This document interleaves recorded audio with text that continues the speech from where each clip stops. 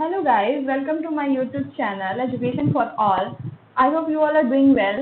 आप सभी को बुद्ध पूर्णिमा की हार्दिक शुभकामनाएं और बुद्ध पूर्णिमा के अवसर पर मैं आप लोगों से आज origin of Buddhism and history behind the Buddha आप लोगों से शेयर करने जा रही हूँ। सबसे पहले देखते हैं बुद्धिज्म क्या है। बुद्धिज्म एक तरीके का धर्म है जो सिद्धार्थ गौतम के द्वारा 6th सेंचुरी ईसा पूर्व स्प्रेड किया गया था, फैलाया गया था। ये 6th सेंचुरी का सबसे फेमस धर्म माना जाता है क्योंकि बुद्धिज्म धर्म को बड़े बड़े राजाओं के बड़े बड़े बिजनेसमैन मतलब वैश्य कुल से सपोर्ट मिला था। बुद्धिज्म के आज आपको बहुत सारे फॉर्म देखने को मिलेंगे, बट सभी फॉर्म में एक चीज कॉमन है, वो क्या है? बुद्ध के लाइफ के एक्सपीरियंसेस और उनकी टीचिंग और उनकी स्पिरिचुअल इसेंस आपको सारे फॉर्म में देखने को मिलेगी। भगवान बुद्ध को लाइट ऑफ एशिया भी कहा जाता है, मीन्स जिन्होंने एशिया में प्रकाश फैलाया। अब देखो भगवान बुद्ध के बारे में थोड़ा बहुत जानते हैं। तो गौतम बुद्ध का बचपन का नाम क्या था? सिद्धार्थ था। उनका जन्म एक क्षत्रिय कुल में 5th और 6th सेंचुरी ईसा पूर्व, जब कपिलवस्तु की महारानी महामाया अपने मायके जा रही थी तो रास्ते में ही लुम्बिनी वन में उनका जन्म हुआ था। अब देखते हैं उनके पिता का नाम राजा सुद्धोधन था, जो कि शाक्य कुल के नेता थे। शाक्य कुल मतलब यह एक तरीके का संघवाद था। संघ का मतलब क्या होता है कि इसमें बहुत सारे राजा साथ मिलके एक स्टेट चलाते थे, मतलब कोई एक राज्य होता था, हाँ, एक प्रिंसली स्टेट होते तो उसमें क्या करते थे, आपस में सब लोग अलायंस करके, जितने भी छोटे छोटे राजा होते थे अलायंस करके वो पूरी स्टेट को चलाते थे। अगर संघ के किसी भी एक भी राजा पे हमला होता था तो वो सारे संघ के राजा मिलके सामने वाले पे हमला करते थे। तो इसे क्या कहते हैं? संघवाद। उस समय वहां के राजा शुद्धोधन, उनकी स्टेट क्या थी? कौशल्य, और उनकी कैपिटल क्या थी? कपिलवस्तु। उनकी माता का नाम क्या था? महामाया, जो सिद्धार्थ के जन्म के 7 दिन बाद ही उनकी मृत्यु हो जाती है। इस वजह से राजा शुद्धोधन ने उनकी छोटी बहन महाप्रजापति गौतमी से विवाह किए थे। इस वजह से उनको बचपन में क्या कहा जाता था? गौतमी पुत्र भी कहा जाता था। जब सिद्धार्थ का जन्म हुआ था तो राजा ने बड़े बड़े सेंट्स को बुलाए और उनसे उन भविष्यवाणी करने को कहा। तो साधु ने जब सिद्धार्थ के पैर में कमल के फूल देखे तो उन्होंने कहा कि अगर ये बच्चा घर में रह जाता है तो ये दुनिया का सबसे बड़ा शासक बनेगा, और अगर इसने घर छोड़ दिया तो ये बहुत ही बड़ा स्पिरिचुअल लीडर मतलब धार्मिक गुरु के तौर पे उभर के आएगा। तो ये बात जानने के बाद राजा जी काफी विचलित हो गए और इस वजह से उन्होंने सोचा कि चाहे मुझे कुछ भी करना पड़े, मैं अपने बेटे को सन्यासी बनते नहीं देख सकता। इस वजह से उन्होंने अपने बेटे की शादी 16 की उम्र में ही यशोधरा नाम की लेडी से शादी कर दी, जिससे उन्हें एक पुत्र की प्राप्ति हुई और उनका नाम उन्होंने क्या रखा? राहुल रखा।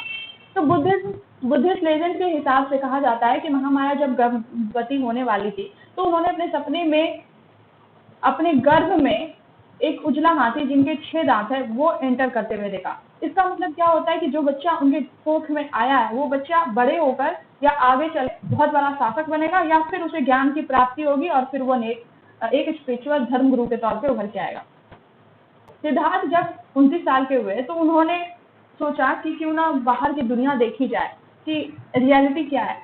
तो उन्होंने जब भी बाहर की दुनिया जाते थे देखने के लिए तो वो अपने पिता से परमिशन लेते थे। तो पिता क्या करते थे, उन्हें दुनिया की जो मोह माया थी, जो सफरिंग था, दुनिया की जो रियलिटी थी, लाइफ की जो रियलिटी थी, उनसे वो विमुख रखना चाहते थे। अब देखो क्या हुआ, 29 साल की उम्र में जब सिद्धार्थ को बाहर की दुनिया जानने का इच्छा हुआ तो उन्होंने अपने सारथी को बुलाया और उनसे उन्होंने कहा कि मुझे बाहर की दुनिया देखनी है। सारथी ने कहा कि पिताजी से आज्ञा लेके उसके बाद हम चलते हैं। तो उन्होंने मना कर दिया। उन्होंने कह दिया कि पिताजी को नहीं पता चलना चाहिए कि मैं बाहर की दुनिया देखने जा रहा हूँ। और वो सीक्रेटली क्या किए, अपने पैलेस से बाहर निकल गए। तो जब बाहर गए थोड़ी दूर वो गए ही थे कि उन्हें एक ओल्ड पर्सन दिखा, मतलब एक बूढ़ा व्यक्ति।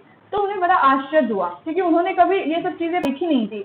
वो शुरू से ही देखे थे कि उनके आसपास बहुत हैप्पीनेस है, ये सब चीजें वो देखे थे। उन्होंने कभी नहीं देखा था कि ऐसा कोई भी व्यक्ति होता है।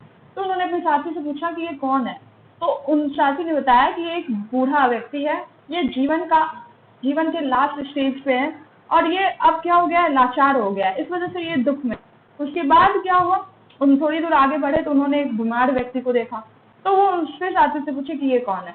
तो साथी ने बताया कि यह एक व्यक्ति जो बीमार हो चुका है और लोग इसके पास आना नहीं चाहते हैं क्योंकि उन्हें ये लग रहा है कि वो उसके पास जाएंगे तो वो भी बीमार हो जाएंगे, इसलिए वो अकेले बीमारी में तड़प रहा था। उसके बाद वो जब थोड़ी दूर आगे बढ़े तो उन्होंने देखा कि एक व्यक्ति को 4 लोग कांधे पे ले जा रहे हैं शमशान की तरफ और पीछे काफी लोग विलाप कर रहे हैं।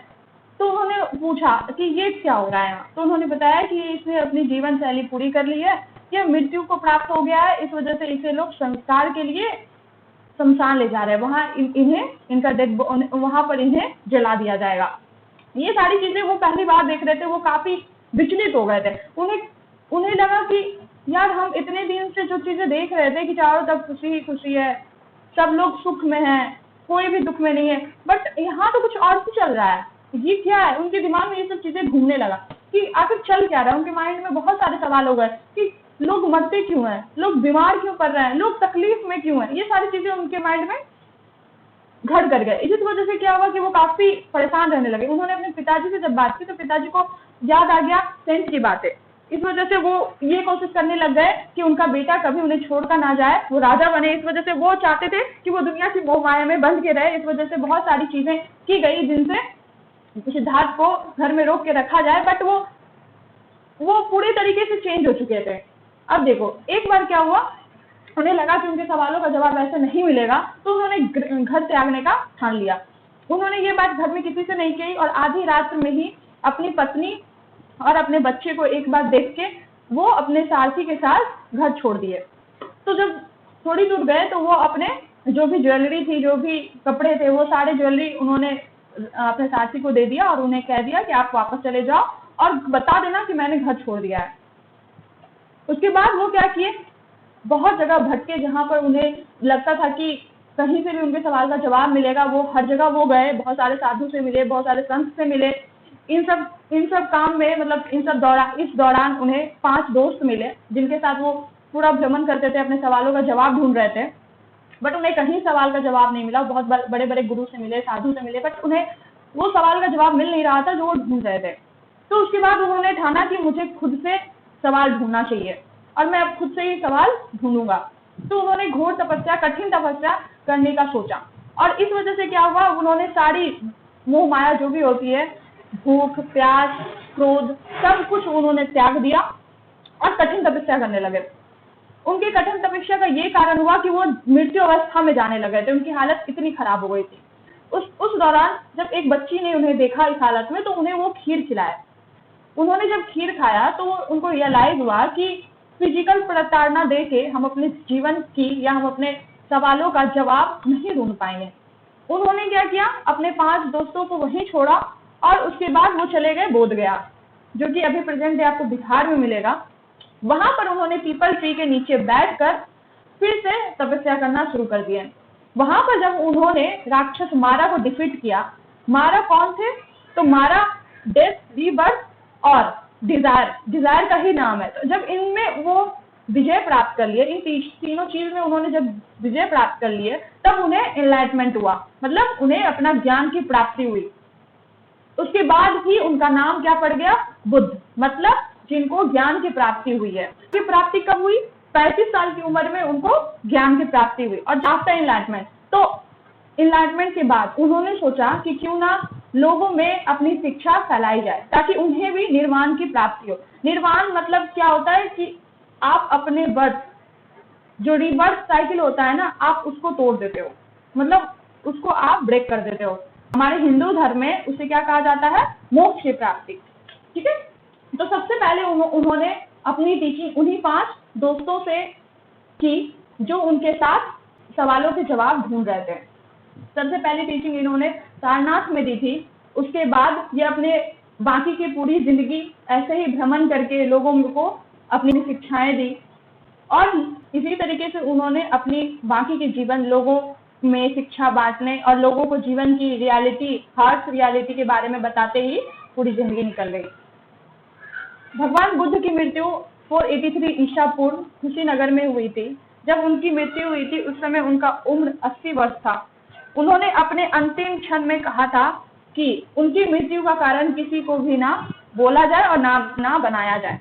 कहा जाता है कि भगवान बुद्ध अपने अंतिम समय में एक लोहार के घर गए थे और वहां उन्होंने खीर का सेवन किया था। लोग कहते हैं कि उनके खीर में जहर मिला दिया गया और उन्हें फूड पॉइजनिंग की वजह से भगवान बुद्ध की मृत्यु हुई थी। भगवान बुद्ध की मृत्यु को इतिहासकार और बुद्धिजीवी महापरिनिर्वाण कहते हैं, मतलब मोक्ष की प्राप्ति। भगवान बुद्ध का जन्म अब नहीं होगा, उन्होंने उसी जन्म में अपनी सारी साइकिल जो भी रिवर्स को उन्होंने ब्रेक कर दिया था, आज उसी में उन्होंने अपने मोक्ष की प्राप्ति कर ली। आई होप आप लोगों को वीडियो अच्छी लगी हो। बौद्ध दर्शन और जैन दर्शन AKTU का सिलेबस है, इसके साथ ही मैं आप लोगों का सेशन स्टार्ट कर रही हूँ। पूरी प्लेलिस्ट आपको इसकी मिल जाएगी, धीरे धीरे करके सारी वीडियो आएगी, तो आप लोग सब्सक्राइब कर लेना ताकि आप लोग अच्छे से पढ़ो और एग्जाम नजदीक आ रहा है तो तैयारी करो। Best of luck for your exam and thank you.